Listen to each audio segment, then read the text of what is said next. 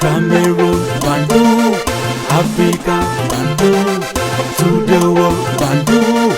Your Bamenda man, your Ekuna man, your Ngi man, your Bakuri man, and proudly so, your anglophone brother. Les amis, ça chauffe, ça brûle, ça bouillonne. Vous savez que dans le faux, rien ne peut être correct, non, rien ne peut marcher comme sur les glaces. Non, it cannot be smooth. There are always hurdles because the guys are not correct in the way they are doing things, in the perception and in their attitude. Tout cela est très important.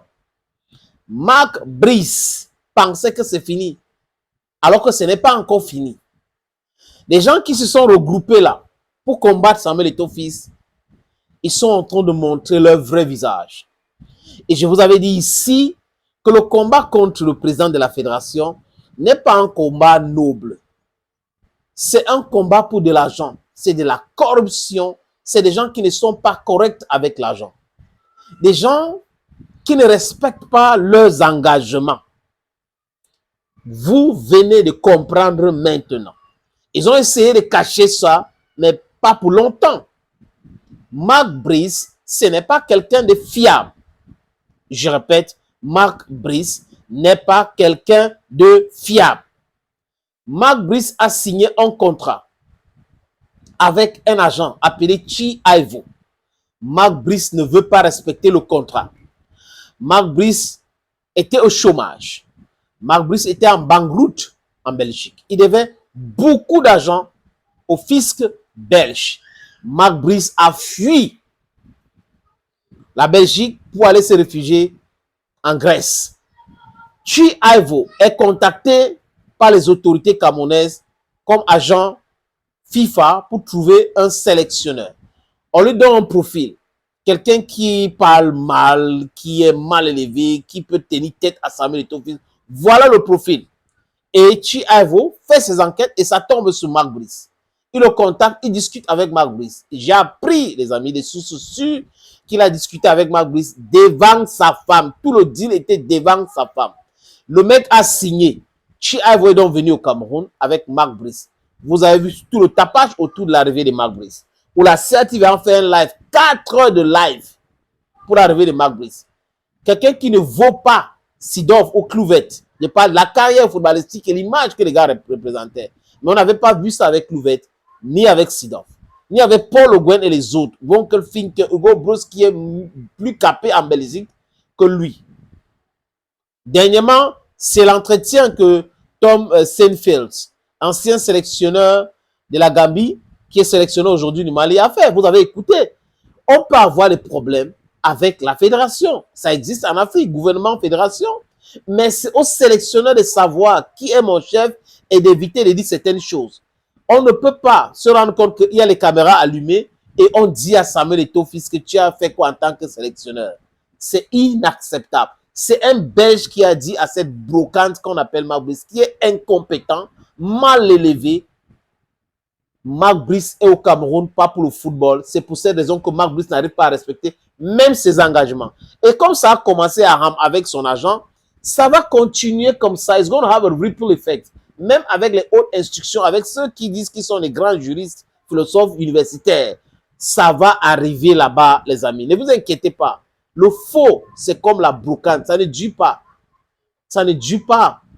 Ça ne dure pas. À un moment donné, paf, ça craque, ça. Et là, on expose tout. Et signe le contrat. Est-ce que vous savez qu'il doit encore 25 mois à Chi Ivo? On parle de commission. Quand Chi Ivo dernièrement avait mis la pression, je vous avais présenté le document de l'huissier ici. Ils avaient envoyé à la Fédération camerounaise de football. Et j'avais posé la question, pourquoi envoyer ces documents, la sommation à la Fédération camerounaise de football? C'est une sommation qui concerne Marc Brice. Marc Brice dit qu'il travaille au ministère des Sports. Le ministre trinque à la gloire de Marc Brice. Et ils disent même qu'il contrôle la tanière. Pourquoi est-ce qu'on n'a pas envoyé ces documents? Mais c'est parce que la FIFA ne reconnaît pas le ministère. La FIFA travaille avec les fédérations. Donc du coup, Chi Ivo, c'était une bonne démarche. On donne à la fédération parce qu'il faut que demain, quand on parle au niveau de la FIFA La FIFA doit savoir qu'on avait déjà donné une sommation à la fédération concernant le sélectionneur de l'équipe nationale du Cameroun, qui est Marco Brisso.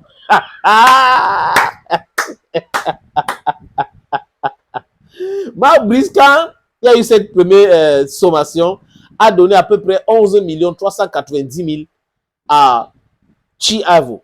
Si on fait les calculs, c'est à peu près 17 650 euros.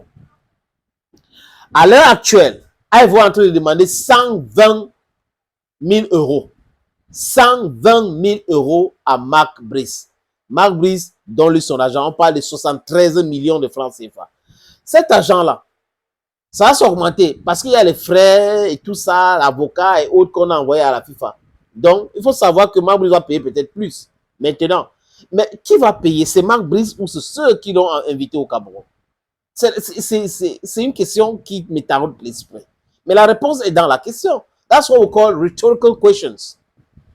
Parce que le ministre ne peut pas dire qu'il ne connaît pas ce deal. Qu'est-ce qu'il fait pour que le deal soit respecté? Avant de virer le salaire de Marc Brice, il ne devrait pas les appeler pour dire voilà, il faut quoi? Il faut qu'on vire une partie et on tombe d'accord? Qu'est-ce qui se passe-t-il? Qui a de l'intérêt? Qui a des pourcentages dans le salaire de Marc Brice? Les amis, vous avez la réponse à toutes les questions que je viens de poser là. L'histoire de Marc Brice là, ça va mener les gens en prison. À la fin, vous allez comprendre que les gens les plus insoupçonnables avaient des intérêts directs dans les histoires des salaires de Marc Brice. Espérons même que le salaire qu'on lui donne, on lui reverse tout. Parce que ça peut être qu'on lui reverse l'argent et qu'il y a une partie qui entre dans le compte de ceux qui lui reversent ce salaire. On connaît très bien le Cameroun. On connaît le mécanisme de fraude, de la corruption qui gangrène le pays. Et quand on amène un incompétent notoire, un mal élevé, quelqu'un qui ne respecte pas sa parole, ça donne cela. Vous pensez que Marc Brice a été chassé 7 fois dans le club parce qu'il était quelqu'un de correct? 7 fois, il a été chassé. Rivière. C'est comme ça qu'on l'a chassé tel un malpropre. Et en Belgique, il était policier municipal.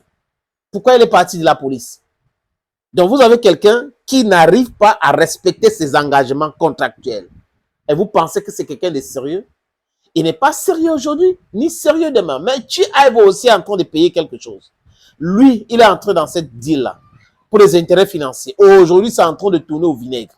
Il est obligé d'aller jusqu'au niveau de la FIFA. Ça veut dire quoi? Ça veut dire qu'il ne travaillait pas avec Marc Brice. C'est quand il a contacté Marc Brice qu'il a signé cette histoire d'agent de Marc Brice. Vous comprenez très bien. Et le deal n'est pas respecté. Il sera en train de regretter. Bientôt, vous allez écouter les gens. Oui, même Faye Collins que je convoque, c'est par rapport à ça. Il doit comprendre que les langues vont se délirer bientôt, les amis. Imaginez ça, les 5 que le Cameroun paie un match qualificatif pour la Coupe du Monde. C'est là où ça va aller dans tous les sens. Là, c'est panique à bord. Marc Brice, give Ivo a money. Give Chi-Avo, give my brother a money. It's what time. I don't go. Bye-bye. Cameroon, Bandung, Africa, Bandung, to the world.